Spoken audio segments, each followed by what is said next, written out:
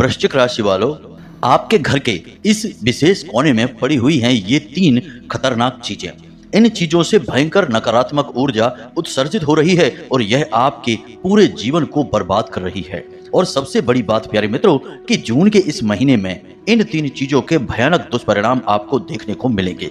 अब जून का यह महीना है, यह आपके लिए विशेष लाभदायक है क्योंकि इस महीने में 2 बहुत बड़े महायोग बन रहे हैं, एक मालव्य योग और दूसरा पंचग्रही योग। लेकिन इन दोनों योगों का आपको 1% भी लाभ प्राप्त नहीं होगा यदि आपने इन 3 चीजों को आज इसी वक्त अपने घर से निकाल कर बाहर नहीं फेंका।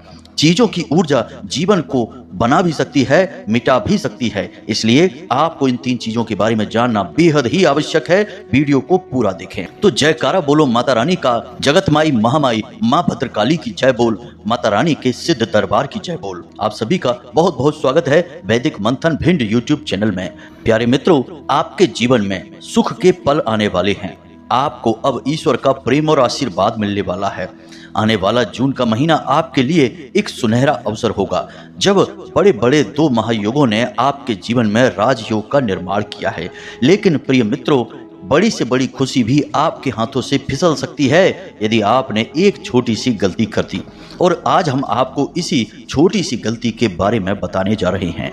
प्रिय मित्रों, आपके घर में कुछ चीजें ऐसी हैं जिनमें 3 चीजें ऐसी हैं जो भयंकर तरीके से नकारात्मक ऊर्जा को उत्सर्जित करती हैं और इन 3 चीजों से आज ही आपको छुटकारा पा लेना है। अब कौन सी हैं ये 3 चीजें और आपके घर में ये चीजें आई कैसे हैं, सारी बातें आपको हम विस्तार से बताने वाले हैं। तो ठंडे दिमाग से समय निकालकर आज आपको इस वीडियो को पूरा देख लेना है। अगर आपने 1% भी इस वीडियो को मिस कर दिया तो यह आपकी सबसे भयानक भूल होगी क्योंकि प्यारे मित्रों, अच्छी बातों के बारे में चाहे आप जाने या ना जाने कोई फर्क नहीं पड़ता है, लेकिन जो नकारात्मक बातें हैं, बुरी बातें हैं, उनके बारे में जानना बहुत आवश्यक होता है, वरना ये ही हमारी कमजोरी बन जाते हैं और हमारे विनाश का कारण भी बनते हैं। तो आज का यह वीडियो आपके लिए एक बड़ी चेतावनी है और आपको एक महाविनाश से बचा सकता है। यारे मित्रों, इस तरह के वीडियो बनाने में हम हमारी टीम के साथ बहुत अध्ययन करके बहुत बड़े ज्योतिषीय गणित और आकलन करने के बाद तैयार करते हैं। बस हम आपसे यह चाहते हैं कि आप इस वीडियो को पूरा देखें। आप 100% कुछ नया, कुछ अद्भुत जानेंगे और सबसे बड़ी बात कि यहाँ से यानी इस वीडियो के माध्यम से आपके जीवन की हर एक खुशी, हर एक बरकत का रास्ता खुलता है। तो आपको इस वीडियो को हर हालत में देखना है। तो चलिए प्यारे मित्रों, आज के इस वीडियो को बिना समय गवाए प्रारंभ करते हैं। लेकिन इससे पहले जैसा कि हम हर वीडियो में करते हैं, यहाँ भी करेंगे कि माता रानी का आभार तो व्यक्त करेंगे ही करेंगे। तो पूरे भक्ति भाव के साथ माता रानी को याद करते हुए, क्योंकि माता रानी की इच्छा के बिना तो इस ब्रह्मांड में एक पत्ता भी नहीं हिल सकता है। तो माता रानी को पूरे भाव से याद करेंगे और कमेंट बॉक्स में लिख देंगे, जय मां भद्रकाली कृपा करो। माता रानी की आपको पूरी कृपा प्राप्त होगी और अगले 24 घंटे में आपको एक बहुत बड़ी खुशखबरी प्राप्त होगी। हम आपको पूरा भरोसा दिलवाते हैं। अब माता रानी के इस दास का आपसे एक छोटा सा निवेदन और है कि यदि आप इस चैनल पर पहली बार आए हैं तो आप इस चैनल को सब्सक्राइब करके हमारे और माता रानी के दिव्य परिवार के सदस्य बन जाइए। आपके जीवन की हर एक समस्या को दूर करने का फिर जिम्मा हमारा और माता रानी का है। हमने बरसों माता रानी की साधना की है, इसलिए हम इतनी तो क्षमता रखते ही हैं कि आपके जीवन में आ रहे कष्टों को माता रानी की मदद और आशीर्वाद से दूर कर सकें। तो चलिए प्यारे मित्रों, जल्दी से चैनल को सब्सक्राइब करिए, फिर आगे बढ़ते हैं। प्रिय मित्रों, इस संसार में जितनी भी चीजें हैं, जीव जंतु हैं, सबकी एक विशेष ऊर्जा होती है जिसे हम वाइब्रेशन कहते हैं वैज्ञानिक भाषा में। अब इंसानों की और जीव जंतुओं की ऊर्जा तो हमें महसूस हो जाती है। इसी वजह से किसी इंसान से पहली बार मिलकर ही बड़ा अपनापन सा महसूस होता है और किसी से पहली बार मिलने से ही बड़ी नफरत सी, बड़ी चिढ़ जैसी महसूस होती है और हम दोबारा उससे नहीं मिलना चाहते हैं। तो ये तो इंसानों की ऊर्जा हो गई, लेकिन चीजों की ऊर्जाएं हमें महसूस नहीं होती हैं, ये बहुत धीमी होती हैं। लेकिन इन ऊर्जाओं के प्रभाव धीमे धीमे इस हद तक बढ़ जाते हैं कि वे इंसान की बर्बादी के कारण बन जाते हैं। अब यहाँ पर कुछ कुतर्की और अविश्वासी लोग कहेंगे कि भाई जीव जंतुओं की ऊर्जा तो ठीक है, वो तो हमने महसूस की है कि किसी के पास जाकर अच्छा लगता है, किसी के पास नहीं लगता, लेकिन चीजों की कैसी ऊर्जा, वो तो हमने कभी महसूस ही नहीं की है। तो उन लोगों से हमें बस इतना सा कहना है कि आप अपने पास रुद्राक्ष रख कर देखिए। तुलसी माला को रखकर देखिए, कमल गट्टे या गोमती चक्र को रखकर देखिए। आपको इनकी अलग अलग ऊर्जाएं स्पष्ट महसूस होंगी। लेकिन अब आज के समय में इंसान इतना विचारशील रहा नहीं है, तो अब हो सकता है कि आपको इससे भी मजबूत उदाहरण से बात समझ में आए। तो कभी आप फटे पुराने से एकदम बेकार से कपड़े पहनकर देखिए, और किसी दिन आप एकदम बहुत ही अच्छे, महंगे और बहुत ही खूबसूरत कपड़े पहनकर देखिए। आपकी बातचीत का लहजा, आपके स्वयं की ऊर्जा का स्तर बदल जाएगा। खराब कपड़े पहने वाले दिन आप बुझे बुझे से रहेंगे, ठंडे रहेंगे, काम में मन नहीं लगेगा, आलस आपके ऊपर चढ़ता जाएगा। और जिस दिन आप बढ़िया एकदम नए फैंसी कपड़े पहनेंगे, उस दिन आपकी ऊर्जा बहुत ज्यादा होगी। अब ऐसा क्यों होता है? क्योंकि यहाँ पर किसने काम किया? यहाँ पर कपड़ों की ऊर्जाओं ने काम किया। पुराने कपड़ों की अलग ऊर्जा थी जो कि दूषित थी, मलिन थी, जिसने आपको भी मलिन कर दिया, आलसी बना दिया। और नए कपड़ों की अपनी ऊर्जा थी जो कि बहुत ही शक्तिशाली और सकारात्मक थी, तो उसने आपके अंदर भी शक्तिशाली सकारात्मक ऊर्जा को भर दिया, तो आपका मनोबल भी ऊंचा हो गया। तो उम्मीद है कि चीजों के अंदर जो ऊर्जा है उसे हम आपको समझा पाए हैं। अब हम यहाँ पर बात करते हैं नकारात्मक चीजों के बारे में। तो प्यारे मित्रों, आपके घर में निश्चित तौर पर 3 ऐसी चीजें पड़ी हैं जो आपके जीवन को बर्बाद कर रही हैं। आज से नहीं, बहुत लंबे समय से। हम पहले भी कई बार आपको इन चीजों के बारे में बता चुके हैं, लेकिन आज फिर से एक बार बता रहे हैं। अब इस बार आपको बताना बहुत अधिक आवश्यक इसलिए हो जाता है क्योंकि जून के महीने में आपको विशेष लाभ होने वाले हैं। 3 जगह से आपको धन लाभ होंगे, और इन 3 जगह से आने वाले धन लाभ को रोकने का काम कर रही हैं ये 3 चीजें जो आपके घर में पड़ी हुई हैं, और इनसे भयंकर नकारात्मक ऊर्जा निकल रही है। जी हाँ प्रिय मित्रों, तो अब इन 3 चीजों के बारे में हम आपको बताएं।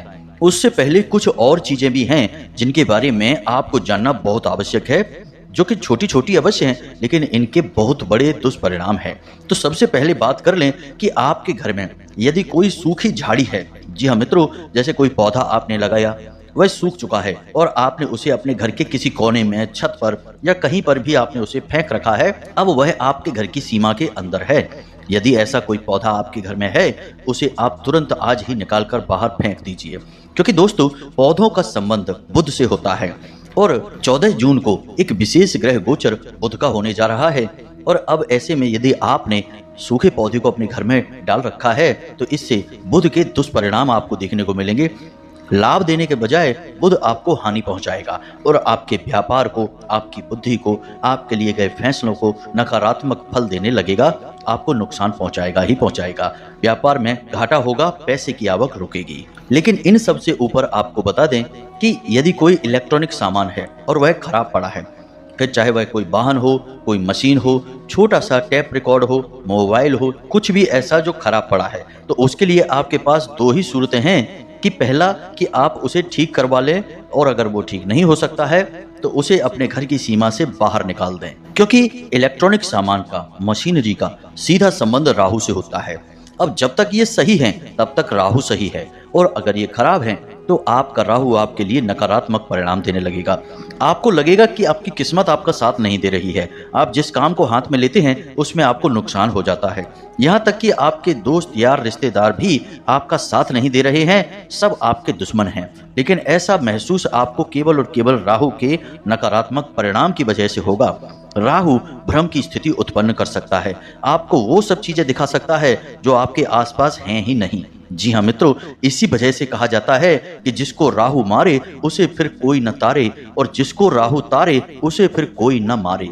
जी हाँ मित्रों, राहु यदि आपको मिटा सकता है तो राहु आपको इतना बना भी सकता है कि रातों रात लखपति, करोड़पति बना सकता है, इतनी दौलत और शोहरत दिलवा सकता है जितना कि कोई दूसरा ग्रह नहीं दिला सकता। लेकिन इसके लिए आपको राहु को सही रखना, अपने लिए सकारात्मक रखना बहुत आवश्यक है। अब कुछ लोग कमेंट करके हमसे पूछते हैं कि गुरुजी, एक पुरानी खराब मोटरसाइकिल है, घर में पड़ी है, उसका क्या करें? मोबाइल खराब हो गया है, घर में डला हुआ है, उसका क्या करें? तो हमने आपको जवाब पहले ही दे दिया है, इसमें कोई भी बीच का रास्ता नहीं होता है। ये क्रूर ग्रह होते हैं, इन्हें राक्षस ग्रह कहा जाता है। इनका कोई समाधान नहीं है, इनका एक ही समाधान है कि या तो इन चीजों को सही कराएं या इन्हें घर से बाहर निकाल कर फेंकें। बीच का कोई रास्ता नहीं है। यदि कोई आपको कुछ बताता भी है तो असल में वह आपको बेवकूफ बना रहा है। परिणाम आपको भुगतने होंगे, इसलिए सावधानी भी आपको बरतनी होगी। इसी के साथ साथ प्यारे मित्रों, एक और चीज है जिसके बारे में हम अभी आपको बता देते हैं, फिर मुख्य चीजों के बारे में बताएंगे। तो असल में होता यह है कि हमारे घर में, रसोई घर में कुछ बर्तन होते हैं जो थोड़े थोड़े से पुराने हो जाते हैं और टूट फूट जाते हैं। जैसे कि चाय का जो कप है, उसका जो पकड़ने वाला कुंदा है वह टूट चुका है। स्टील का कोई बर्तन है, उसका मुख चटक चुका है, टूट चुका है। ऐसे बर्तन होते हैं जो कि घिसने के बाद में टूट भी चुके हैं। अब घिसने तक तो बर्तन ठीक है, लेकिन जो बर्तन टूट जाता है उस बर्तन का यदि किचन में प्रयोग होता है, हमारे रसोई घर में प्रयोग होता है, खास तौर से हमारे खाने पीने में, तो इसके 3 भयंकर दुष्परिणाम होते हैं। सबसे पहला दुष्परिणाम कि घर में लगातार बीमारी का वास बना रहता है। बीमारी घर से बाहर निकल ही नहीं सकती है और इसका बहुत बड़ा कारण है, यह हम आपको अभी बताने वाले हैं। दूसरा कि धन की समस्या लगातार बनी रहती है। कितना भी पैसा आप कमा लीजिए, घर में पैसा नहीं रुकेगा, किसी न किसी कारण से पैसा निकल ही जाएगा। और तीसरा, घर का जो मुख्य सदस्य होगा उसका मति भ्रम होने लगेगा, यानी कि वह नकारात्मक लोगों से जुड़ने लगेगा, नकारात्मक कार्य करने लगेगा। जी हाँ मित्रों, वैसे तो इसके कई और दुष्परिणाम है। हमारे शास्त्रों में तो स्पष्ट तौर पर ऐसे बर्तनों को घर में रखने तक को मना किया गया है। उपयोग करना तो बहुत बड़ी बात हो गई। तो अब इसका कारण क्या है? तो इसका कारण है प्यारे मित्रों कि हमारा जो रसोई घर है वह असल में अपने पूजा घर से कम नहीं है। यानी जैसे हमारा पूजा घर पवित्र होता है, वैसे ही हमारा रसोई घर भी बहुत ही पवित्र स्थान होता है। इसमें 2 दिव्य शक्तियों का वास होता है। पहला भगवान धन्वंतरी का, जी हाँ मित्रों, और दूसरा माता अन्नपूर्णा का। अब माता अन्नपूर्णा कौन है? स्वयं माता पार्वती का ही स्वरूप है। इसी प्रकार भगवान धन्वंतरी कौन है? आरोग्य के देवता हैं, धन के देवता हैं, उनके हाथ में अमृत कलश होता है, देवताओं के भी वैद्य हैं वो। अब आप समझिए कि यदि आपने अपने रसोई घर में कुछ ऐसा कार्य किया जिससे कि ये दोनों दिव्य शक्तियां यदि नाराज हो जाती हैं, तो आपके ऊपर कैसे कैसे दुष्परिणाम होंगे ही होंगे। तो आपको यह कार्य नहीं करना है। इतनी कंजूसी से भी कोई लाभ नहीं होता कि उल्टा हमारा घाटा ही होने लग जाए। तो आप इन बर्तनों को चुन चुन कर अपने रसोई घर से बाहर निकालें और इन्हें कहीं पर जाकर फेंक दें या विसर्जित कर दें। अब एक और खास बात कि इन बर्तनों को किसी और को उपयोग करने के लिए आपको नहीं देना है, अन्यथा और भी बुरा होने लगेगा। हर एक चीज का एक विशेष नियम होता है, विधान होता है। शास्त्रों की यदि माने तो जीवन यदि आपने विधि विधान के अनुसार जिया तो ना केवल जीते जी बल्कि मृत्यु के बाद भी ईश्वर का प्रेम और ईश्वर का धाम दोनों ही मिल जाते हैं, यानी मुक्ति प्राप्त होती है। तो क्यों ना शास्त्र के अनुसार जिया जाए। जब बताने वाले तैयार हैं, सुनने वाले तैयार हैं, तो बस मान लीजिए बात को। इन बर्तनों को किसी को प्रयोग करने के लिए भी नहीं देना है, बस इन्हें फेंक देना है। अब फेंकने से मतलब विसर्जित करने से है, यानी कि किसी बहते हुए जल में प्रवाहित करना है आपको। यूं ही कहीं सड़क पर मत फेंक देना, नहीं तो और बुरा होगा। क्यों? क्योंकि आपने ये बर्तन लंबे समय तक प्रयोग करे हैं, इनके अंदर आपकी कहीं ना कहीं ऊर्जा आंशिक तौर पर विराजमान है।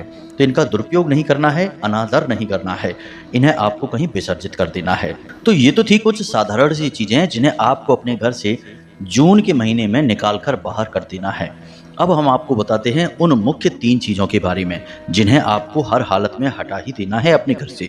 इसी के साथ साथ हम आपको आज एक ऐसी विशेष वस्तु के बारे में बताएंगे जिसे यदि आप अपने घर में ले आए तो उस वस्तु को मात्र छूने से ही आपकी सारी थकान निकल जाएगी। उस वस्तु को आपने एक बार केवल भाव के साथ में स्पर्श कर लिया, आपका सिर दर्द, शरीर का दर्द, बुखार सब कुछ समाप्त हो जाएगा। लेकिन इन सबसे बड़ी बात कि इस वस्तु के आपके घर में होने से किसी भी प्रकार की नकारात्मक ऊर्जा हो आपके घर में ठहर ही नहीं सकती है।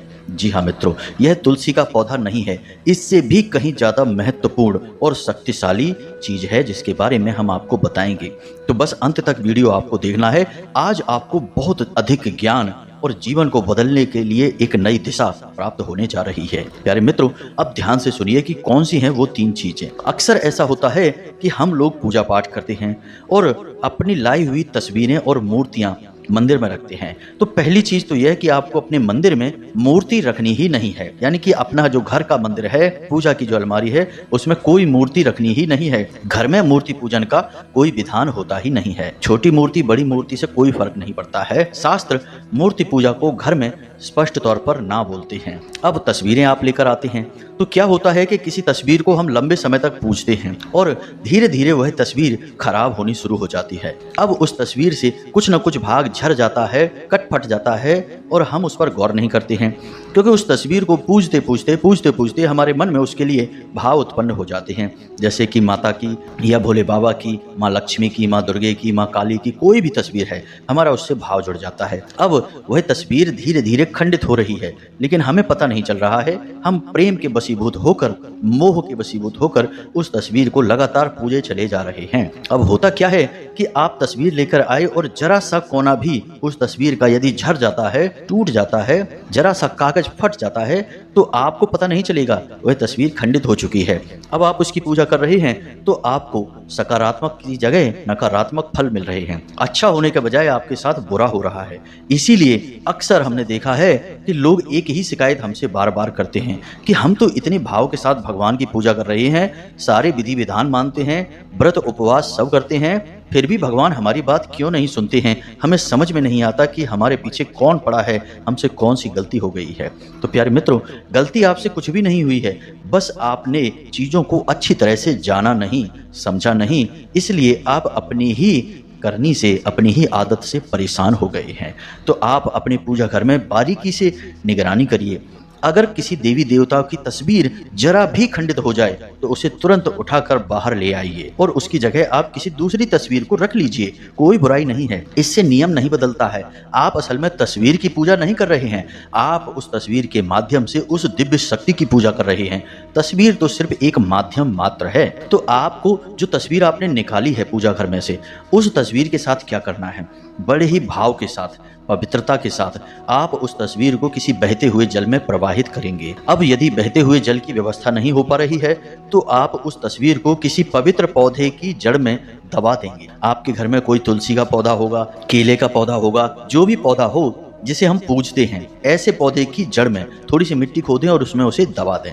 जी हाँ मित्रों, यह सर्वोत्तम तरीका होता है और इस कार्य को आज ही आप करें। जी हाँ मित्रों, बिल्कुल भी देरी ना करें। जितना ज्यादा आप इस तस्वीर को पूजेंगे उतना ज्यादा आपका नुकसान होगा, घाटा होगा, परेशान हो जाओगे आप। हम आपको कह रहे हैं, हमने कई लोगों के जीवन में बहुत बड़े बदलाव महसूस किए हैं जब उन्होंने इस तरह की चीजों का उपयोग बंद कर दिया, यानी कि जो खंडित तस्वीरें हैं उन्हें अपने पूजा घर से हटा दिया। जी हाँ मित्रों, तो यह तो हो गई एक चीज। दूसरी चीज, अक्सर ऐसा होता है कि लोग कपड़े पहनते हैं, जूते चप्पल पहनते हैं। अब जूते चप्पल फट जाते हैं, यानी कि उनमें थोड़े थोड़े से छेद हो गए। जैसे जूता है, जरा सा फट गया, उसमें थोड़ा सा छेद हो गया है, लोग उसे पहनते रहते हैं। कपड़ों में भी यही है कि जरा से कपड़े फट गए, उधड़ गए, अब उनको लगातार तब भी पहना जा रहा है। यदि आप ऐसा करते हैं तो आपके ऊपर सबसे पहला क्रोध जो बरसता है वह है शनिदेव का। अब शनिदेव बहुत ही ज्यादा क्रोधित, बहुत ही ज्यादा क्रूर और बहुत ही न्यायप्रिय ग्रह हैं। अब आपने यदि ऐसे कपड़े पहने जो कि फटे हुए हैं, या फिर जूते आपने पहने जो कि फट चुके हैं और आप उनका लगातार प्रयोग करते जा रहे हैं, तो इससे शनिदेव आपसे नाराज हो जाएंगे। और एक बार शनिदेव आपसे नाराज हुए तो शनिदेव असल में कई सारी विपत्तियों को एक साथ लाने के लिए मशहूर हैं। पहली विपत्ति धन, दूसरी विपत्ति बीमारी, और तीसरी विपत्ति कर्जा, और चौथी विपत्ति घर के मुख्य सदस्य को किसी न किसी प्रकार की बुरी लत लग जाना। यानी हर तरफ से केवल और केवल परेशानी और नुकसान ही नुकसान होगा। तो आपको क्या करना है कि देखना है कि आपके कौन से कपड़े हैं जिनमें जरा जरा सा भी कट लग गया है, फट गए हैं, छेद हो गए हैं। उन कपड़ों का प्रयोग सबसे पहले तो आपको बंद कर देना है। जूते यदि आपके फट चुके हैं तो थोड़ा सा खर्चा करें, दूसरे जूते लेकर आएं, उन जूतों का प्रयोग तुरंत बंद कर दें। यही हाल चप्पलों के साथ भी है। बिल्कुल भी आपको आलस नहीं करना है, कंजूसी नहीं करनी है। ऐसी कंजूसी करने से क्या फायदा कि बाद में हमें उसकी कीमत बहुत अधिक चुकानी पड़े, बहुत अधिक पीड़ा उठानी पड़े। तो प्यारे मित्रों, आपको सावधान रहना है, बारीकी से अपना अवलोकन करें, चीजों को गौर से देखें। यदि हम जैसा कह रहे हैं वैसी स्थिति मिलती है तो उन चीजों को उठाकर अलग रख दें। अब उनके साथ क्या करना है, लोग अक्सर एक गलती और भी करते हैं कि जो कपड़े हैं जो फटे पुराने हो गए, उपयोग के नहीं हैं, उनसे पोंछा बना लेते हैं और अपने घर का पोंछा लगाने लगते हैं। ये तो बहुत ही गलत बात हो गई, क्योंकि उन कपड़ों में आपकी ऊर्जा है, उन्हें आपने लंबे समय तक धारण किया है। अब आपने उसी कपड़े को पोंछे में प्रयोग कर लिया, तो आपने पोंछा लगाने के काम में यानी नकारात्मक कार्य में उस कपड़े का प्रयोग किया और आपके जीवन में फिर घोर नकारात्मकता टूटेगी, तो इसका जिम्मेदार तो आप ही होंगे। तो आपको अपने कपड़े को पोंछे में प्रयोग बिल्कुल भी नहीं करना है। अब आप करेंगे तो क्या करें? तो पहली चीज कि इन कपड़ों और जूतों को भी आप विसर्जित करें। दूसरी चीज कि आपसे यदि कोई मांग रहा है आपके कपड़े या जूते, आप देना चाहते हैं, तो इसके लिए भी एक उपाय है। शास्त्र में हर एक चीज का एक विधान है। तो आपको क्या करना है कि अपने कपड़ों को नमक के पानी में धो देना है। जी हाँ मित्रों, अच्छी तरह से नमक मिलाकर पानी में, और उस पानी में कपड़ों को धोना है, जूतों को धोना है। असल में आप नमक के पानी में कपड़ों को पड़े छोड़ दें कुछ समय के लिए, कुछ घंटों के लिए। इससे यह होगा कि नमक आपके कपड़ों में जो ऊर्जा है उसे सोख लेगा, समाप्त कर देगा। यही होता है जूतों के साथ भी। अब जब आपने अपने कपड़े और जूते नमक के पानी में धोकर निकाल लिए, उसके बाद आप उन कपड़ों को किसी और को दे सकते हैं। लेकिन देने के लिए आप यह भाव ना लाएं मन में कि आप दान कर रहे हैं। यदि आप ये सोचकर कपड़े दे रहे हैं कि हम दान कर रहे हैं, इससे शनिदेव प्रसन्न हो जाएंगे, तो फिर से एक गलती कर देंगे। कभी भी अपने उतारे हुए कपड़ों का दान नहीं किया जाता है। कपड़े यदि दान में देने हैं तो नया खरीद के दो, तभी वह दान कहलाएगा। वैसे तो यह आपकी उतरन है, और अपनी उतरन देकर आप किसी ग्रह को खुश नहीं कर सकते हैं। यह तो बहुत गलत हो जाएगा। तो बस आप यूं ही पहनने के लिए दे दीजिए, कुछ भी भाव मन में लेकर मत आइए। अब यदि कोई देने के लिए नहीं है तो क्या करें? तो आप इन कपड़ों की, जूतों की पोटली बना लें, और जब भी आपको मौका लगे तो घर से बाहर निकलें और किसी चौराहे पर आप रात के समय इसे छोड़कर आएं। जी हाँ मित्रों, यह एक उपाय हो गया। इससे शनिदेव प्रसन्न हो जाते हैं। किसी चौराहे पर चुपचाप आप इस पोटली को रखकर और चले आएं, पीछे मुड़कर न देखें। अब इस उपाय के लिए आपको अपने कपड़े और जूते धोने की भी जरूरत नहीं है।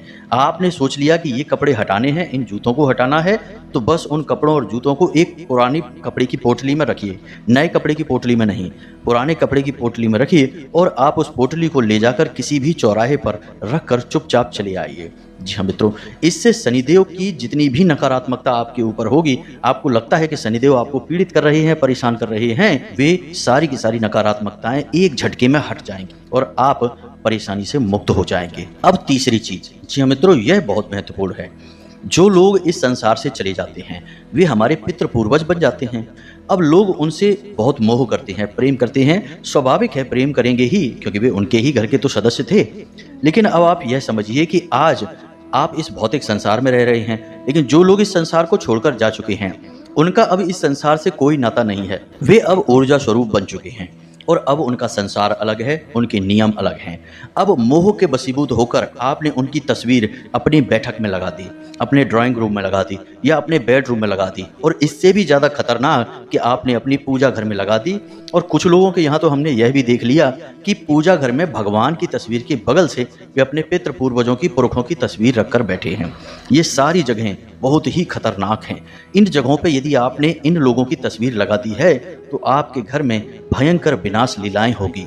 सबसे पहला आपके घर में नुकसान यह होगा कि आपके घर के बच्चे बिगड़ जाएंगे, वे बुरी संगत में पड़ जाएंगे, पढ़ाई लिखाई से उनका मन हट जाएगा, घर के बड़ों की बात नहीं सुनेंगे, घर के बड़ों को अपना दुश्मन मानने लगेंगे, अच्छी बात का भी बुरा मतलब निकालेंगे।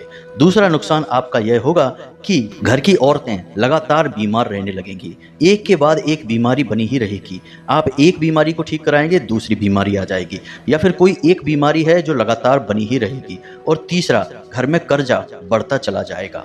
अब ऐसा क्यों? क्या ये आपके पितृ पूर्वज कर रहे हैं? नहीं, आपके पितृ पूर्वज ऐसा नहीं कर रहे हैं, लेकिन आपने जो उनसे जुड़ी हुई चीजें रख रखी हैं अपने जरूरी स्थानों पर, ये उनकी वजह से हो रहा है। अब जो लोग इस संसार को छोड़कर चले जाते हैं, इस संसार से उनके सारे नाते समाप्त हो जाते हैं। इसीलिए मृत इंसान से जुड़ी हुई चीज़ों को जला दिया जाता है या फिर कहीं विसर्जित कर दिया जाता है, नदी वगैरह में। उसे अपने घर में नहीं रखा जाता है, ना ही उसके वस्त्र, ना ही उसके आभूषण, और ना ही उससे जुड़ी हुई कोई चीज़। तो उसकी तस्वीर को आपने रख रखा है, तो उस तस्वीर से नकारात्मक ऊर्जा उत्सर्जित होगी और वह आपके घर में विनाश लीलाएं मचाएगी। तो अब आप लोगों के मन में यह ख्याल आ रहा होगा कि गुरुजी, आपने तो कह दिया कि ना तो पूजा घर में लगानी है, ना ही ड्राइंग रूम में, बैठक में, ना ही बेडरूम में, तो फिर आखिर इन पितृ पूर्वजों की तस्वीरों को लगाएं तो लगाएं कहाँ? ये भी एक प्रश्न है। तो बहुत अच्छी बात है, प्रश्न का जवाब सुनिए, शास्त्र सम्मत जवाब आपको बताते हैं। पहली चीज तो यह है कि इन पितृ पूर्वजों की तस्वीरों से नकारात्मक ऊर्जा उत्सर्जित होती है। यह बात अपने दिमाग में बैठा लीजिए। अब ऊर्जा की कुचालक चीज है लकड़ी। तो अब आपको क्या करना है कि इन पितृ पूर्वजों की तस्वीरों को आपको दीवार पर नहीं टांगना है, इनको आपको रखना है। और कहाँ रखना है? किसी ऐसी अलमारी में जो लकड़ी की बनी होती है, या किसी ऐसी टेबल पर जो लकड़ी की बनी होती है। लकड़ी की बनी चीज़ों पर इनको रखेंगे तो यह ऊर्जा जो है कहीं फैलेगी नहीं, कहीं पर इसका विस्तार नहीं होगा, यह सिमटी हुई रहेगी, क्योंकि लकड़ी ऊर्जा की कुचालक होती है। और इसे घर में किसी ऐसे स्थान पर रखना है जहां पर लोगों का आना जाना कम हो, घर के लोग भी वहां पर कम आते जाते हों। बाहर के लोगों की नज़र में तो यह तस्वीर पड़नी ही नहीं चाहिए किसी भी हालत में। दूसरी एक बात कि जो जीवित लोग हैं घर के, उनके साथ आपके पितृ पूर्वजों की यदि कोई तस्वीर है तो उसे छुपा कर रखें, उसे कभी भी इस तरह से ना लगाएं। कुछ लोग ऐसे भी करते हैं कि जो लोग इस संसार को छोड़कर जा चुके हैं, उनके साथ में सारे परिवार के लोगों की तस्वीर है या किसी की तस्वीर है घर के लोगों की, उसे भी दीवार पर लगा देते हैं। यह भी बहुत ही खतरनाक है। ऐसे इंसान को अकाल मृत्यु का भय रहता है, तो इससे आपको बचना है। इस तस्वीर को आपको छुपा कर रखना है, दिखाना नहीं है, लगाना नहीं है। अब आपको लकड़ी की अलमारी में इस तस्वीर को रखना है और घर के निर्जन स्थान पर, जहां कोई नहीं आता जाता है, एकांत सा रहता है, ऐसे स्थान पर रखना है। तीसरा कि घर के नैऋत्य कोण में रखना है। नैऋत्य कोण यानी कि जो दक्षिण दिशा है और जो पश्चिम दिशा है, इसके बीच वाले कोण में जो दिशा बनती है उस दिशा में आपको रखना है। यह पितरों की दिशा है। और पितरों का आशीर्वाद पाने के लिए आप रोज इस तस्वीर के पास सरसों के तेल का एक दीपक जलाएं। जी हाँ मित्रों, इससे आपके पितृ प्रसन्न हो जाएंगे और आपको आशीर्वाद देंगे। तो इस कार्य को आप करिए। ये 3 चीजें आपको हमेशा हमेशा के लिए व्यवस्थित करनी होंगी, वरना आपके जीवन में कितने ही अच्छे योग बन जाए, राजयोग बन जाए, गज केसरी योग बन जाए, चाहे स्वयं भगवान भी क्यों ना आ जाएं, आपके जीवन में बदलाव नहीं आ पाएंगे, क्योंकि आपके आसपास नकारात्मक ऊर्जा का घोर वातावरण तैयार है। अब उस एक चीज के बारे में बताते हैं जो आपको अपने घर में इस जून के महीने में जरूर हर हालत में लेकर आनी है, और इसे आपको ईशान कोण में रखनी है। जी हाँ मित्रों, अपने छत पर रख सकते हैं या जहां पर प्रकाश की व्यवस्था हो, बालकनी में भी रख सकते हैं, ईशान कोण में ही रखना है। जी हाँ मित्रों, तो अब उस एक चीज का नाम है पारिजात का पौधा। शास्त्रों की माने तो ऐसा कहा जाता है कि पारिजात का पौधा समुद्र मंथन से प्राप्त हुआ था, और इस पौधे को सभी देवी देवता अपने साथ लेना चाहते थे, लेकिन इसे देवराज इंद्र अपने साथ ले गए और अपने स्वर्ग के बगीचे में इसे रोपित कर दिया। और इस पौधे की शक्ति से देवताओं में किसी भी प्रकार का रोग, किसी भी प्रकार का भय समाप्त हो गया। ऐसी मान्यता है कि यदि पारिजात के पौधे से एक पत्ती तोड़कर अपने सिर से लगा लिया जाए तो भयंकर से भयंकर सिर दर्द गायब हो जाता है, किसी भी प्रकार का बुखार हो वह दूर हो जाता है, शरीर में कैसे भी रोग हो समाप्त हो जाते हैं। बस आप पारिजात के पौधे के पास बैठ जाएं, उसकी पत्तियों को हाथ से छू लें, इतने से ही यह काम हो जाता है। असल में इसे देव वृक्ष भी कहा जाता है। तो आप इस पारिजात के पौधे को अपने घर में ले आइए, किसी गमले में रोपित करिए। पूजा पाठ करने की कोई आवश्यकता नहीं है, यह कोई देवी देवता का स्वरूप नहीं है, यह देव वृक्ष है, इसके गुण ही दैवीय हैं। बस इतना सा आप मानिए और इसे अपने घर के ईशान कोण में लगा लीजिए। फिर जो चमत्कार होंगे वे हमें कमेंट करके बताना। अब तक कोई ऐसा इंसान नहीं है जिसे हमने इस पौधे के बारे में बताया हो और उसने यह कहा हो कि हमें इससे कोई लाभ ही नहीं मिला, यह बिल्कुल बेकार है। ऐसा तो हुआ ही नहीं है।